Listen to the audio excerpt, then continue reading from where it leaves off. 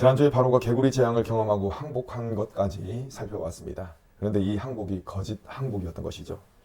상황이 종료되니까 모세에게 했던 약속, 이 이스라엘 백성들을 보내서 하나님께 제사 드리는 사람들이 되게 하겠다라는 약속, 그 약속을 지키지 않았습니다. 여전히 이스라엘 백성들을 자신의 소유로 붙들어 두었던 것입니다. 바로는 모세에게 거짓말을 했지만 그것은 사실 하나님께 거짓말을 했던 것입니다. 그래서 하나님께서는 곧바로 애굽과 바로 온 땅, 애굽과 온 땅을 치십니다. 하나님께서는 모세에게 다음의 명령을 내리십니다. 아론에게 명령을 해서 지팡이로 땅의 티끌, 땅의 먼지를 치라는 것입니다. 모세와 아론은 하나님의 명령에 순종했습니다. 그랬더니 애굽 온 땅의 먼지가 다 이로 변해가지고 사람과 가축에게 들러붙었습니다. 바로와 그의 신하들은 여전히 하나님을 대적했는데 여기서 바로가 부리는 마술사들이 그 땅의 티끌을 이로 변하게 하는 그런 마술을 시도하다가 실패를 하게 됩니다. 여기서 바로와 이 바로의 신하들, 요술사들, 이 사람들의 반응이 갈리게 됩니다. 이 마술사들은 도무지 안 되니까 이것은 하나님의 능력으로 된 일입니다. 이렇게 바로에게 이야기를 하게 됩니다. 그런데 바로는 어떻습니까? 마음이 더 완악해져 가지고 이 말조차도 듣지 않았던 것입니다. 이후 이어지는 내용을 보면은 하나님께서 또 다른 재앙을 내리실 준비를 하고 있음을 알 수가 있습니다. 하나님께서는 모세에게 말씀을 하셔가지고 바로에게 다시금 하나님의 뜻을 전달토록 하셨습니다. 내 백성들을 내보내서 나를 경배하도록 하라 라는 아주 분명한 하나님의 뜻이었습니다. 만약 바로가 하나님의 백성들을 내보내지 않는다면 온 애굽을 이 파리대로 치실 것이다 라고 말씀을 하셨습니다.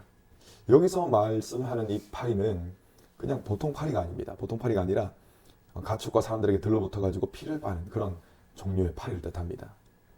쇠파리라 그러나요? 그런 종류의 파리를 뜻한데 막 이 물고 전염병을 옮기는 아주 흉악한 그런 파리를 뜻하는 것입니다. 자, 그런데 여러분, 이전까지 이스라엘 백성들이 살고 있는 이 고센 땅과 애굽 땅을 구별하지 않으셨습니다. 그런데 이 파리 재앙부터는 하나님께서는 구별을 하셨습니다. 하나님께서는 애굽 땅 가운데 고센 땅을 구별하시고 고센 땅에는 재앙이 임하지 않도록 하시겠다라는 말씀을 하셨던 것입니다. 그리고 그 말씀대로 이행하셨습니다. 애굽의 온 땅은 파리대로 인해 황폐하게 되었지만 고센 땅은 평안했던 것입니다. 여기서 황폐하게 되었다라는 말의 이 원어를 보면은 이 완전히 상하다라는 뜻을 가지고 있습니다. 그렇기 때문에 하나님께서 내리신 이 재앙으로 인해서 애굽 사람들의 상태가 완전히 회복 불능의 상태로 빠졌다라는 것을 알 수가 있는 것입니다. 이제 하나님께서 오늘 본문을 통해서 우리에게 주시는 가르치심이 무엇인지 살펴보겠습니다. 하나님께서 애굽의 온 땅에 티끌, 그것이 이가 되도록 변하는 그런 재앙을 일으키시지 않았습니까? 애굽 사람들은 이 땅 자체를 어떻게 생각했냐면은 게브라는 이 신의 몸통이라고 생각을 했습니다. 그래서 옛 문헌을 보면은, 옛 기록을 보면은 밀과 보리가 이 게브의 갈비뼈와 등에서 자란다라는 기록이 남아있을 정도로 그들은 그것을 믿었습니다. 그런데 여러분, 사실 모든 것은 누가 주시는 것입니까? 하나님이 주시는 것이죠. 그죠? 하나님이 주시는 것임에도 불구하고 이 죄악에 깊이 빠져 있는 사람들은 그것을 제외하고 생각합니다. 땅의 것만을 바라보면서 다른 것을 의지하며 살아가기를 원했던 것입니다. 이것은 영적인 눈이 철저히 가려졌기 때문에 보이는 현상입니다. 여러분, 대다수의 사람들이 자신의 삶에서 하나님을 제외하고 살아가려 합니다. 하나님을 마음에 두지 않고 살아가려고 합니다. 하지만 하나님께서는 결코 제외당하지 않는 분이십니다. 왜냐하면 하나님은 실제 온 우주 만물을 만드셨고 또 모든 것을 다스리는 분이시기 때문에 그렇습니다. 히브리서 기자는 모든 것이 어떻게 지음을 받았는지 그것을 우리에게 알려주고 있습니다. 히브리서 11장 3절입니다. 믿음으로 모든 세계가 하나님의 말씀으로 지어진 줄을 우리가 아나니 보이는 것은 나타난 것으로 말미암아 된 것이 아니니라. 아멘. 여러분, 모든 것이 무엇을 통해서 만들어졌습니까? 하나님의 말씀을 통해서 만들어졌습니다. 이는 하나님의 말씀이 성경이 한결같이 우리에게 주시는 그런 가르침입니다. 하지만 정말 많은 사람들은 이런 가르침을 거부합니다. 그것이 마치 신화인 양 그것을 무시하면서 거부하는 것입니다. 왜 그러냐면은 믿음이 없기 때문에 그렇습니다. 히브리서 기자가 방금 제가 읽어드린 말씀을 통해서 보면은 히브리서 기자가 그렇게 이야기하지 않습니까? 믿음이 없기 때문에 그렇습니다. 하나님께서는 믿음이 있는 자와 믿음이 없는 자를 구별하십니다. 철저하게 구별하십니다. 이러한 가르침이 오늘 본문에 나와 있는 것입니다. 자, 출애굽기 8장 22절, 23절 우리 함께 읽어보겠습니다. 22절 시작. 그날에 나는 내 백성이 거주하는 고센 땅을 구별하여 그곳에는 파리가 없게 하리니 이로 말미암아 이 땅에서 내가 여호와인 줄을 내가 알게 될 것이라. 내가 내 백성과 내 백성 사이를 구별하리니 내일 이 표징이 있으리라 하셨다 하라 하시고. 아멘. 여러분, 이것은 세 번째 재앙인 이 재앙 이후에 네 번째 재앙인 파리 재앙을 내리시기 그 사이에 하나님께서 하셨던 말씀입니다.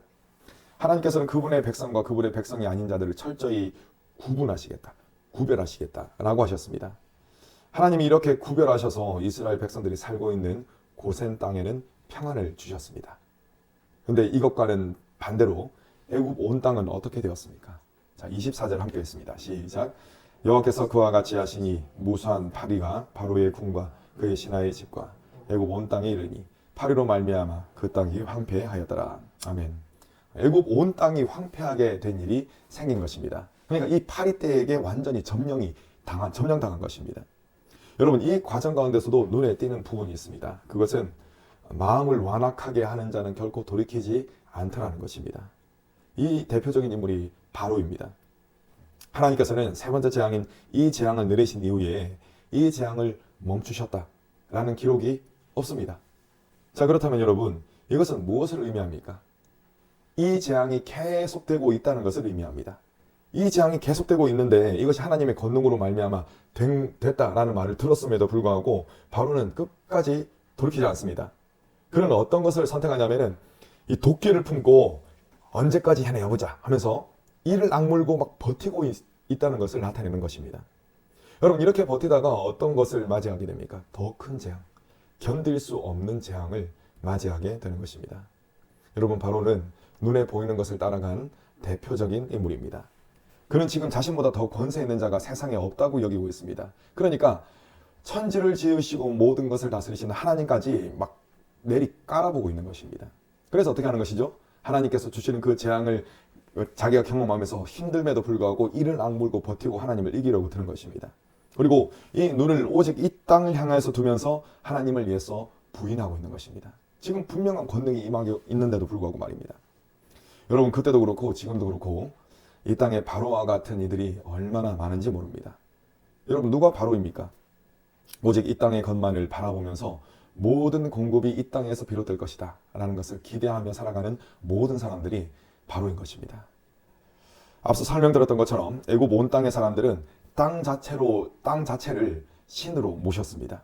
그 땅을 만드신 하나님을 섬겨야지 눈에 보이는 땅을 섬기며 살아갔다는 것입니다. 그 결과 어떻게 되었습니까?